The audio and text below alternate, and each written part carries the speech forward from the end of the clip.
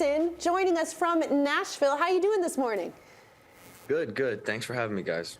Brenden, I heard that you had a chance to meet Charlie Davies' twin boys after the match in East Hartford, and that they were very, very taken by you, and that you said that they should not cut their hair. You guys kind of have the similar flows. Yeah. Yeah, no. I told him after the game because, I mean, I haven't been able to cut my hair since I was young because of my mother, so. Wait, your mom doesn't want you to cut your hair?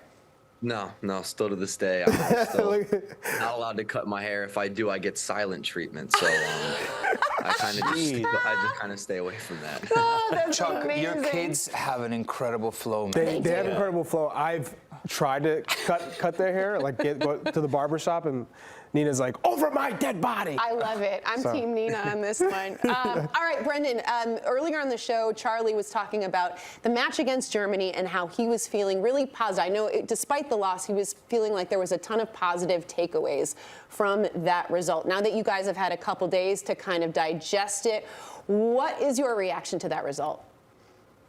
Yeah, I think that, like Charlie said, I think there's a lot of great things to take away. I mean, I think first of all, just having a game like Germany that we've played, I don't think we've I mean, playing a top team like that is always great. You know, we haven't had many opportunities like that, and I think playing them on the stage in Connecticut when it's sold out crowd, I think it was great for us, you know, and I think it taught us a lot, and we've learned so many things. Like you said, we haven't gone over clips or anything or video yet, just because it's like 2 days or 3 days before the next game. And we got to already start getting ready for Ghana, but I think there's a lot of great things to take away, honestly. There were a number of positive things to take away, but one in particular was your impact coming off the bench. I know it hasn't been easy for you over the past year or so. Mm-hmm. Can you talk about how you've been able to, figure out a way to come into a game, into a U.S. Men's National League camp against Germany, show your quality, but at the same time, this struggle with Union Berlin and trying to find your feet? Yeah, I think that, like you said, it's been, I mean, for me, a tough year. I think for most of my career, it's been like this, and then now it's going like this a little bit. But I think football is ups and downs, and I think everybody that has played it knows that. And I think it's just sticking around for the ride at the end of the day, just staying confident and believing yourself. And that's what I try to do coming in the game. I think just believing myself and just trying to help the team, because that's all that's all I always try to do is help the team by either coming on the field defending or bringing stuff in the attack. And that's what I wanted to do at the end of the day. Brenden, as we've seen your career develop, I mean, one thing that certainly no one's ever going to take away from you is your work rate, your engine. It's almost energetic. Other people around you feel it. But when you have the ball at your feet, what is it that goes through your mind? What is it that you try to do? Because you're so impactful, especially with the men's national team, when you have the ball at your feet. What is it that's in your mind? What is it that you're trying to do? Yeah, I think that one of the things that helps me is I feel like I have a defined role in the national team. I know what I'm supposed to do. I think that since Greg's been around for how long he has, I think it really helps, when he comes back in and I already know what I'm supposed to do, what he wants from me.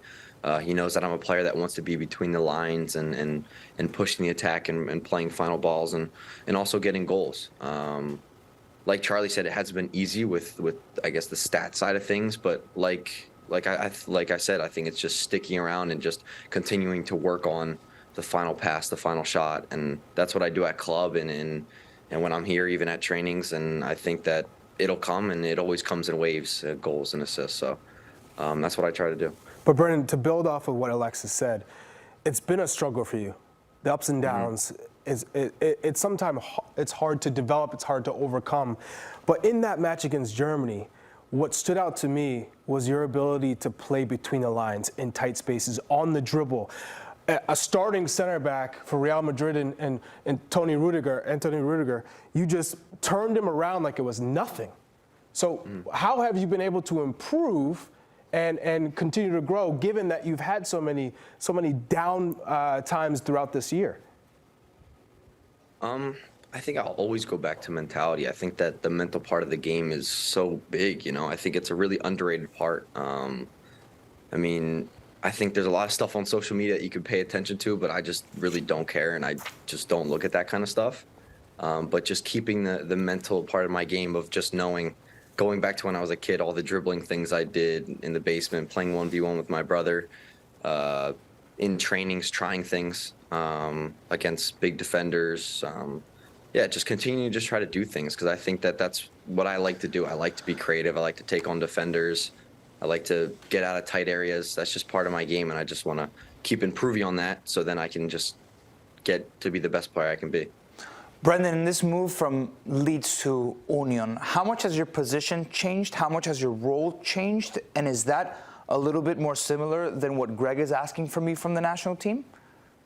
Yeah, it is different. I think that the difference is I of course, like I want to challenge myself, and it was going to Union now and playing in Germany and playing in the Bundesliga, and playing in Union, I'm asked to play like more of a defensive, more defending kind of box-to-box 8, and I can play the 8. I've played it with the national team before, and I like it, like being in between the lines, also having to defend and work hard.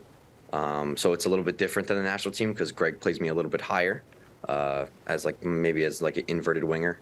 So I think both roles, and I think it's a great learning experience to play another role. I think all the roles that you can have throughout your career, I think it's all learning points, and it just adds more to your game. Brenden, I want to ask you a little bit. I mean, you've traveled the world now, as a professional footballer. You've gotten to see every corner of this world. With that, is the Jersey Shore really still your ideal day off? You ain't seen nowhere better than the Jersey Shore, my guy? Yeah. I mean, I'll just put one. I mean, I was in Mallorca this summer, and it was pretty amazing, I have to say. But the slices are trash. That's the problem. No, I would probably still say, my ideal day would I love going home, being at the shore with my family, grandparents, everybody that's around, just getting down to the shore together, having a good beach day. I mean, nothing can beat that in my eyes, really. What part of the shore? You're more of a Wildwood guy? Because you're South Jersey, right? Yeah, I'm like Cape May, that area. Okay. Cape May is nice. Hit the Cape, get some diamonds. That's like the classy. That's when you go, you fancy. You ain't really been to Cape May. I went to a wedding. One of my best friends got married in Cape May. I like Cape May. Cape May's like an old classy. Yeah, it's got all the Victorian homes. It's lovely.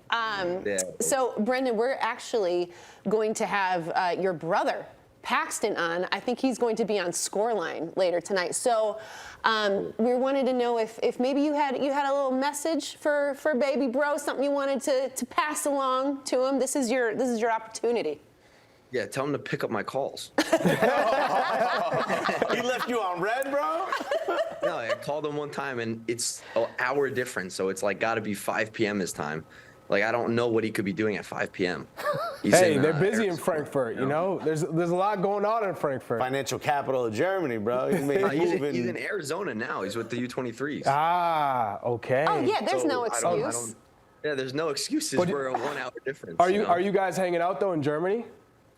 It's been tough, this last half season, because Champions League for me, he's had Conference League, so I never get 2 days off, So I want to get out to him. I think the best time would be probably the second part of the season, when I do have 2 days off to go stay at his place, or he comes stays at my place. So we'll figure out a time. We're going to play back you saying, sorry, I got Champions League and he got Europa. Oh, we're going to play that back. We're going to play that for you. Not Europa Conference. Yeah, Europa Conference, my bad. We're going to play that back for him, Brenden. I'm not going to lie to you. Brenden, before we let you go, I want you to tell me a little bit about the atmosphere, because Charlie and we observed an incredible energy, some of the best that I've seen with the men's national team. The fans were electric. New England brings it, Brenden? You knew when coming to New England, A game. Yeah, no, it's true. Yeah, like you guys said, I think the atmosphere was amazing. It was really good throughout the entire game. The fans were behind us, and at the end of the day, I don't know if they really understand how much it actually helps us, giving us that edge and continuing to push us on. And I was talking with Christian before the game, and we thought before the game, seeing everybody tailgating and having barbecues and kicking the ball around before the game, we thought wow, that's probably the best drive-in for a USA game that we've ever seen, because it's so American, and it just gets you pumped up for the game. I was gonna say, when I was a kid, that's exactly what I remember. This was probably the best atmosphere I've seen in 5+ years with the U.S. men's national team. And this was the first time that I got a chance to kind of be with the fans since 2009, to be honest. And I was really impressed with how they were able to support the team, and I got really emotional actually. They chanted Charlie Davies, the Outlaws. That was epic. That's pretty that's dope. amazing. So Yeah, that's awesome. keep going, Brenden. It's been awesome to see you progress, and even through Thanks, the man. lows, you're still growing. So that just Yeah. talks about Thanks, guys. really your character. So all the best. Thanks, Charlie. Appreciate you Brenden, guys, really. we appreciate you taking the time to join us this morning. Best of luck tomorrow against Thank you. Ghana, and enjoy Nashville. Have some fun out there. We'll do. Thank you, guys. Have a good one, all right?